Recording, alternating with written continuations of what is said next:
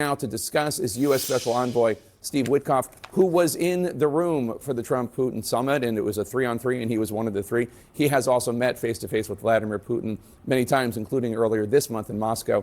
Ambassador Witkoff, always good to have you on. Thank you so much. So President Trump called this an extremely productive meeting and said many points were agreed to. You were in the room. Can you give us two specific points that were agreed to? We agreed, Jake. First of all, thank you for having me, and good morning. We agreed to robust security guarantees that I would describe as game-changing. We didn't think that we were anywhere close to agreeing to Article 5 protection from the United States, in legislative enshrinement within the Russian Federation, not to go after any other territory when the peace deal is codified, legislative enshrinement in the Russian Federation, not to go after any other European countries and violate their sovereignty. So we agreed to, there was plenty more. Here's what President Trump said going into the meeting about the need for a ceasefire. Let's roll that tape.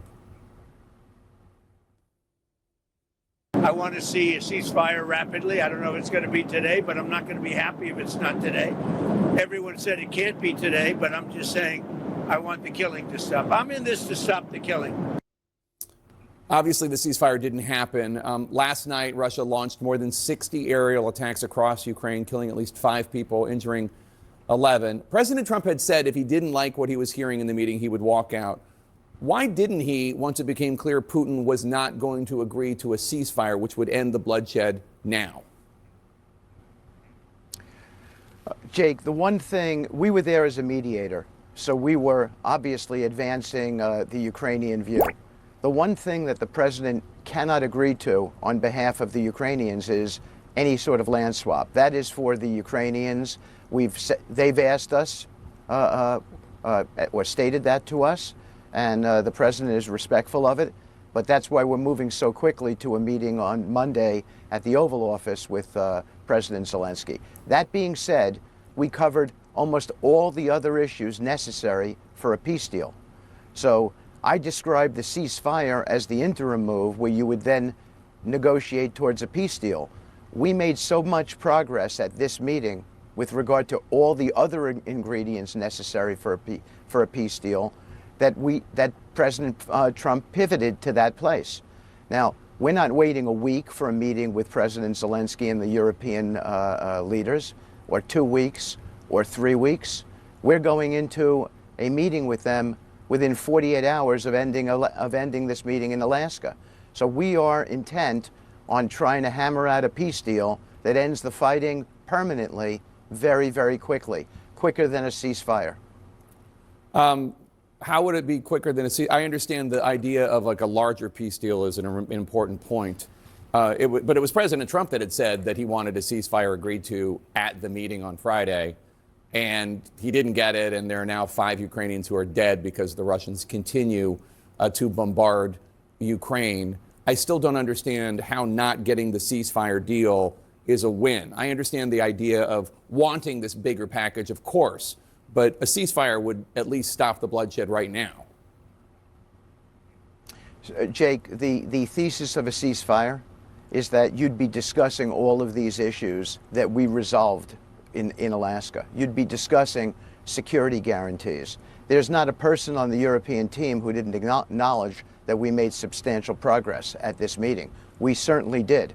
So we cut through all kinds of issues that would have to be discussed and agreed to during a ceasefire period. The fundamental issue, which is some sort of land swap, which is obviously ultimately in the control of the Ukrainians, that could not have been discussed at this meeting. We intend to discuss it on Monday. Hopefully we have some clarity on it, and hopefully that ends up in a peace deal very, very soon. So Trump told Fox that he and Putin, quote, largely have agreed on, unquote, land swaps. And sources tell CNN that President Trump told European leaders that Putin will agree to end the war and not attack Ukraine or other European countries, as you mentioned earlier, in exchange for Ukraine ceding the entire Donbass region to Russia, including territory that isn't even currently occupied by Russian forces. Is that accurate? Is that what's on the table? But Ukraine has to agree to cede all of Donbass? I think, you know, look, I don't know that we have the time now to go through all the different issues on these 5 regions. There are 5 regions here. It's always, in our view, been the crux of the deal. Those 5 regions, the Russians have previously said that they wanted it at the administrative lines. The administrative lines are the actual legal boundary lines as compared to the contact lines. The Russians made some concessions at the table with regard to all 5 of those regions. There is an important discussion to be had with regard to Donetsk and what would happen there. And that discussion is going to specifically be detailed on Monday when President Zelensky arrives with his delegation and some of the other European leaders. And hopefully we can cut through and make some decisions right then and there on that. What more Russian concessions can you tell us about? Because obviously ceding land up to the administrative line is not a small thing for Ukraine to agree to. You said that Russia would agree to legislatively saying they wouldn't seize any more land in Ukraine past the administrative line, that Russia agreed to legislatively assert that they will not attack any other European countries. What other concessions from Russia might there be? They made some other concessions on several of the regions. I'm not going to discuss it now. The Ukrainians are aware of it, as are the Europeans, and it was significant, and that doesn't mean it's enough. But the point was that we began to see some moderation in the way they're thinking about getting to a final peace deal. And so we feel that that's encouraging. Now, we briefed the Europeans immediately after we were done with the summit. We briefed President Zelensky directly. He deserved that, and the president got right on the phone with him. And then we had the Europeans on the phone, and I think everybody agreed that we had made progress. Maybe not enough for a peace deal, but we're on the path for the first time. We are seeing accommodation more than we've seen in the past, certainly more than we saw in the last administration. And that's encouraging. Now we have to build on that. And we have to get a deal for the Ukrainians that allows for their self-determination, allows a protection of their sovereign borders.